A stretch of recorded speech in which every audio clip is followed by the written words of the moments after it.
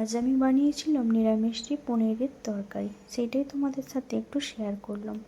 প্রথমে দেখো আমি আদা, কাজু, টমেটো, চারমগজ সব কিছু নিয়েছি, আর এখানে ডুমো ডুমো করে আলু কেটে নিয়েছিলাম দেওয়ার জন্য। তারপর কড়াইতে তেল গরম করে আলুগুলো ভেজে নিয়েছি। তারপর আবার কড়াইতে কস্তুরি মেথি, জিরে দিয়ে নাড়াচাড়া করে মশলা দিয়ে দিয়েছিলাম, হলুদ গুঁড়ো, লঙ্কা গুঁড়ো, জিরে গুঁড়ো, ধনে গুঁড়ো, সব গুঁড়ো মশলা দিয়ে ভালো করে মশলাটাকে ভালো করে কষিয়ে নিয়েছিলাম। দেখো সুন্দর একটা তেল ছেড়ে বেরিয়ে এসেছে, তো ভেবেই নিয়েছি যে এবারে কমপ্লিট হয়েছে কষাটা। তারপরে এর উপরে একটু আলু দিয়ে দিয়েছিলাম, আলু দিয়ে আবার একটু কষিয়ে নিয়েছিলাম, তো ভালো করে সুন্দর করে একটু করে নিয়েছিলাম।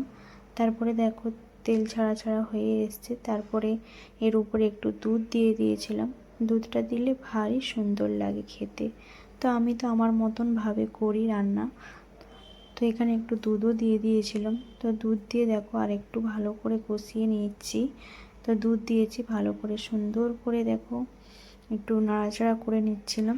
তারপরে এর উপরে দিয়ে দিয়েছিলাম জল দিয়ে তারপরে দিয়েছিলাম পনির, একটু ফুটে যেতে পনিরগুলো দিয়ে দিয়েছিলাম। তো দেখো সুন্দর একটা কালার এসেছে। তারপরে এখানে গরম মশলা, একটুখানি চিনি, নুন ব্যালেন্স করে জিনিসটা কমপ্লিট হয়ে গেছে আমার রান্না। তো দেখো কত সুন্দর লাগছে, খেতে কিন্তু ভারী সুন্দর ছিল।